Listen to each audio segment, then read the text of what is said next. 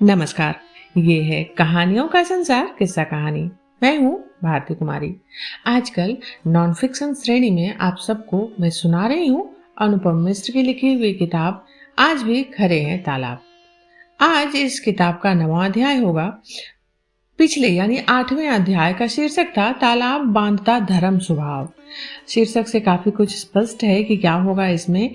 इसमें था कि तालाब कैसे लोग को लोग से जोड़ता था, लोग को परंपराओं में घुला मिला था। जैसे कि अब इसमें बहुत से जगह के उदाहरण स्वरूप दिए गए थे कि गोंड राजाओं की सीमा में जो भी तालाब बनाता उसे उसके नीचे की जमीन का लगान नहीं देना पड़ता था। संबलपुर क्षेत्र में भी ये प्रथा मिलती है। लोग जो तालाब का शेप होता है उस शेप का इंसान कुछ क्षेत्रों में गुदना गुदवाते थे। जो टैटू करवाते हैं वो उस शेप का करवाते थे। जैसे कि उसको लगता था कि मतलब तालाब हर मनुष्य के भीतर है, वो अपने साथ लेकर चलता है। और इसी तरह के बहुत सारे, जैसे जब बहुत देर तक बारिश नहीं होती तो लोग तालाब के पर जमा होते एक साथ और काजल माता से पानी की याचना करते हैं दक्षिण की तरफ मुंह करके, क्योंकि पानी उन्हें लगता है कि पानी दक्षिण से ही आता है। और इसी तरह के वर्णन थे, बहुत सुंदर वर्णन था इसका। आज 9वां अध्याय। इस अध्याय का शीर्षक लेखक ने रखा है आज भी खरे हैं तालाब। बुरा समय आ गया था। भोपा होते तो जरूर बताते कि तालाबों के लिए बुरा समय आ गया था। जो सरस परंपराएं मान्यताएं तालाब बनाती थी वे ही सूखने लगी थी। दूरी एक छोटा सा शब्द है, लेकिन राज और समाज के बीच में इस शब्द के आने से समाज का कष्ट कितना बढ़ जाता है इसका कोई हिसाब नहीं। फिर जब ये दूरी एक तालाब की नहीं 7 समुंदर की हो जाए तो बखान के लिए क्या रह जाता है। अंग्रेज 7 समुंदर पार से आए थे और अपने समाज के अनुभव लेकर आए थे। वहां वर्गों पर टिका समाज था जिसमें स्वामी और दास के संबंध थे। वहां राज्य ही फैसला करता था कि समाज का हित किस में है। यहाँ जाति का समाज था और राजा जरूर थे, पर राजा और प्रजा के संबंध अंग्रेजों के अपने अनुभवों से बिल्कुल भिन्न थे। यहाँ समाज अपना हित स्वयं तय करता था और उसे अपनी शक्ति से अपने संयोजन से पूरा करता था। राज उसमें सहायक होता था। पानी का प्रबंध उसकी चिंता हमारे समाज के कर्तव्य बोध के विशाल सागर की एक बूंद थी। सागर और बूंद एक दूसरे से जुड़े थे।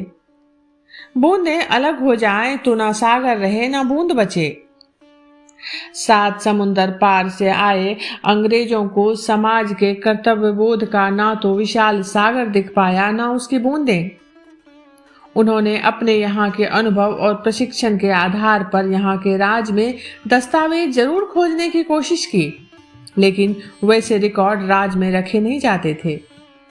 इसलिए उन्होंने मान लिया कि यहाँ सारी व्यवस्था उन्हीं को करनी है, यहाँ तो कुछ है ही नहीं। देश के अनेक भागों में घूम फिरकर अंग्रेजों ने कुछ या काफी जानकारियां जरूर एकत्र की, लेकिन ये सारा अभ्यास कुतूहल से ज्यादा नहीं था। उसमें कर्तव्य के सागर और उसकी बूंदों को समझने की दृष्टि नहीं थी। इसलिए विपुल मात्रा में जानकारियां एकत्र करने के बाद भी जो नीतियां बनी, उन्होंने तो इस सागर और बूंद को अलग अलग ही किया। उत्कर्ष का दौर भले ही बीत गया था, पर अंग्रेजों के बाद भी पतन का दौर प्रारंभ नहीं हुआ था।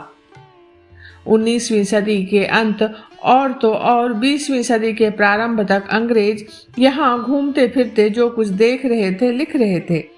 जो गजेटियर बना रहे थे उनमें कई जगहों पर छोटे ही नहीं बड़े बड़े तालाबों पर चल रहे काम का उल्लेख मिलता है। मध्य प्रदेश के दुर्ग और राजनांदगांव जैसे क्षेत्रों में सन 1907 तक भी बहुत से बड़े तालाब बन रहे थे। इनमें तांदुला नामक तालाब 11 वर्ष तक लगातार चले काम के बाद बनकर बस अभी तैयार ही हुआ था। इससे सिंचाई के लिए निकली नहरों नालियों की लंबाई 513 मील थी। जो नायक समाज को टिकाए रखने के लिए ये सब काम करते थे, उनमें से कुछ के मन में समाज को डिगने हिलाने वाली नई व्यवस्था भला कैसे समा पाती। उनकी तरफ से अंग्रेजों को चुनौतियां भी मिली। सांसी, भील जैसे स्वाभिमानी जातियों को इसी टकराव के कारण अंग्रेजी राज ने ठग और अपराधी तक कहा। अब जब सब कुछ अंग्रेजों को ही करना था, तो उनसे पहले के पूरे ढांचे को टूटना ही था। उस ढांचे को दुत्कारना, उसकी उपेक्षा करना कोई बहुत सोचा विचारा गया कुटिल षड्यंत्र नहीं था। वो तो इस नई दृष्टि का सहज परिणाम था, और दुर्भाग्य से ये नई दृष्टि हमारे समाज के उन लोगों तक को भी गई थी जो पूरे मन से अंग्रेजों का विरोध कर रहे थे और देश को आजाद करने के लिए लड़ रहे थे। पिछले दौर के अभ्यस्त हाथ अब अकुशल कारीगरों में बदल दिए गए थे। ऐसे बहुत से लोग जो गुनी जनखाना यानी गुनी माने गए जनों की सूची में थे, वे अब अनपढ़, असभ्य और अप्रशिक्षित माने जाने लगे। उस नए राज और उसके प्रकाश के कारण चमकी नई सामाजिक संस्थाएं, नए आंदोलन भी अपने ही नायकों के शिक्षण प्रशिक्षण में अंग्रेजों से भी आगे बढ़ गए थे। आजादी के बाद ही सरकारों, सामाजिक संस्थाओं तथा ज्यादातर आंदोलनों में भी यही लज्जाजनक प्रवृत्ति जारी रही है। उस गुनी समाज के हाथ से पानी का प्रबंध किस तरह छीना गया, इसकी एक झलक तब के मैसूर राज में देखने को मिलती है। सन 1800 में मैसूर राज दीवान पुरनैया देखते थे। तब राज्य भर में 39,000 तालाब थे। कहा जाता था कि वहां किसी पहाड़ी की चोटी पर एक बूंद गिरे, आधी इस तरफ और आधी उस तरफ बहे, तो दोनों तरफ उसे सहेज कर रखने वाले तालाब वहां मौजूद थे। समाज के अलावा राज भी इन उम्दा तालाबों की देखरेख के लिए हर साल कुछ लाख रुपए लगता था। राज बदला, अंग्रेज आए।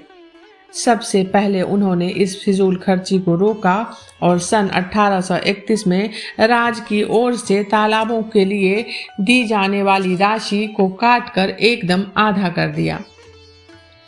अगले 32 बरस तक नए राज की कंजूसी को समाज अपनी उदारता से ढक कर रखे रहा।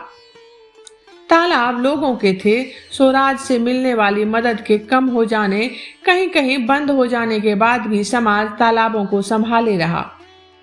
बरसों पानी स्मृति ऐसे ही नहीं मिट जाती। लेकिन फिर 32 बरस बाद यानी 1863 में वहां पहली बार PWD बना और सारे तालाब लोगों से छीनकर उसे सौंप दिए गए। प्रतिष्ठा पहले ही हर ली थी, फिर धन साधन छीने और अब स्वामित्व भी ले लिया गया था। सम्मान, सुविधा और अधिकारों के बिना समाज लाचार होने लगा था। ऐसे में उसमें सिर्फ अपने कर्तव्य निभाने की उम्मीद कैसे की जाती। मैसूर के 39,000 तालाबों की दुर्दशा का किस्सा बहुत लंबा है। PWD से काम नहीं चला तो फिर पहली बार सिंचाई विभाग बना। उसे तालाब सौंपे गए, वो भी कुछ नहीं कर पाया तो वापस PWD को। अंग्रेज विभागों की अदला बदली के बीच तालाबों से मिलने वाला राजस्व बढ़ाते गए और रखरखाव की राशि छांटते काटते गए। अंग्रेज इस काम के लिए चंदा तक मांगने लगे और फिर जबरन वसूली तक चला गया। इधर दिल्ली तालाबों की दुर्दशा की नई राजधानी बन चली थी। अंग्रेजों के आने से पहले तक यहाँ 350 तालाब थे। इन्हें भी राजस्व की लाभ हानि की तराजू पर तौला गया और कमाई न दे पाने वाले तालाब राज के पलड़े से बाहर फेंक दिए गए। उसी दौर में दिल्ली में नल लगने लगे थे। इसके विरोध में एक हल्की सी सुरीली आवाज सन 1900 के आसपास के विवाहों के अवसर पर गाए जाने वाली गारियों विवाह गीतों में दिखी थी। बारात जब पंगत में बैठती तो स्त्रियां फिरंगी नल मत लगवाए दियो गीत गाती। लेकिन नल लगते गए और जगह जगह बने तालाब, कुएं और बावड़ियों के बदले अंग्रेज द्वारा नियंत्रित वाटर वर्क्स से पानी आने लगा। पहले सभी बड़े शहरों में और फिर धीरे धीरे छोटे शहरों में भी यही स्वप्न साकार किया जाने लगा। पर केवल पाइप बिछाने और नल की टोंटी लगा देने से पानी नहीं आता। ये बात उस समय नहीं, लेकिन आजादी के कुछ समय बाद धीरे धीरे समझ में आने लगी थी। सन 1970 के बाद तो ये डरावने सपने में बदलने लगी थी। तब तक कई शहरों में तालाब उपेक्षा की गाद से पट चुके थे और उन पर मोहल्ले, बाजार, स्टेडियम खड़े हो चुके थे। पर पानी अपना रास्ता नहीं भूलता। तालाब हथियाकर बनाए गए नए मोहल्लों में वर्षा के दिनों में पानी भर जाता है और फिर वर्षा बीती नहीं कि इन शहरों में जल संकट के बादल छाने लगते हैं।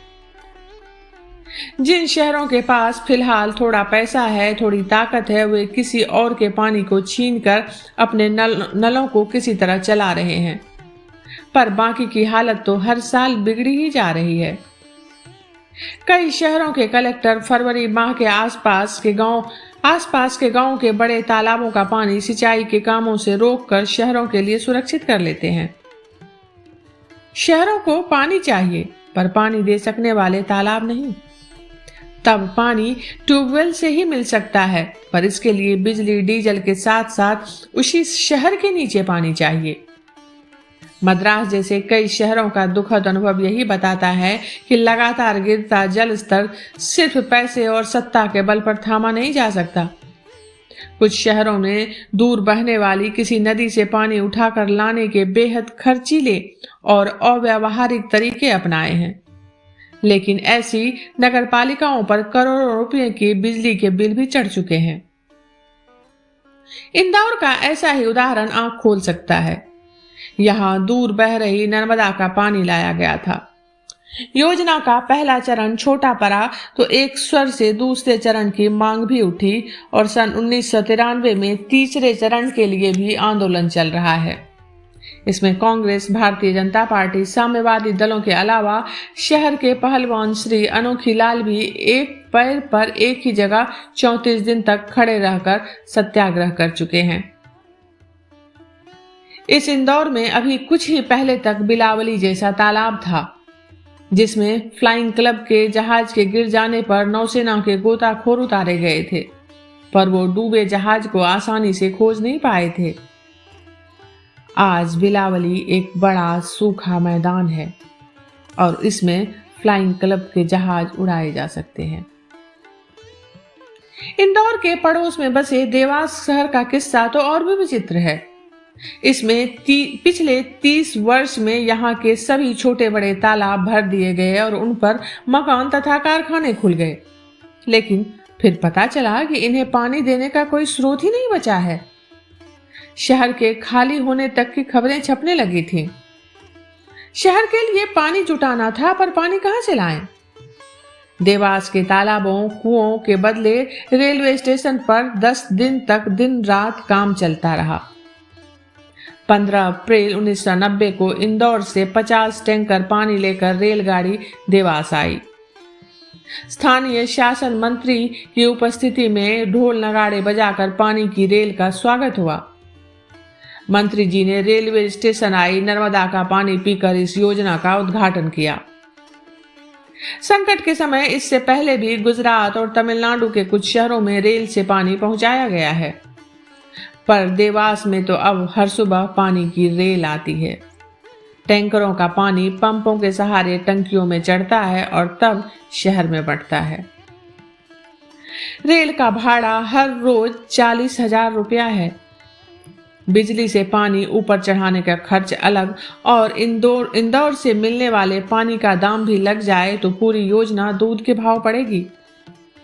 लेकिन अभी मध्य प्रदेश शासन केंद्र शासन से रेल भाड़ा माफ करवाता जा रहा है। दिल्ली के लिए दूर गंगा का पानी उठाकर लाने वाला केंद्र शासन और अभी मध्य प्रदेश के प्रति उदारता बरत रहा है। श्री मनमोहन सिंह की नई उदारवादी नीति रेल और बिजली के दाम चुकाने की कह बैठी तो देवास को नरकवास बनने में कितनी देर लगेगी? पानी के मामले में निपट बेवकूफी के कई उदाहरणों की कमी नहीं है। मध्य प्रदेश के ही सागर शहर को देखें। कोई 600 बरस पहले लाखा बंजारे द्वारा बनाए गए सागर नामक एक विशाल तालाब के किनारे बसे इस शहर का नाम सागर ही हो गया था। आज यहाँ नए समाज की 4 बड़ी प्रतिष्ठित संस्थाएं हैं। पुलिस प्रशिक्षण केंद्र है, सेना के महार रेजिमेंट का मुख्यालय है, नगर पालिका है और सर हरि सिंह गौर के नाम का बना विश्वविद्यालय है। एक बंजारा यहाँ आया और विशाल सागर बनाकर चला गया, लेकिन नए समाज की 4 साधन संपन्न संस्थाएं इस सागर की देखभाल तक नहीं कर पाईं।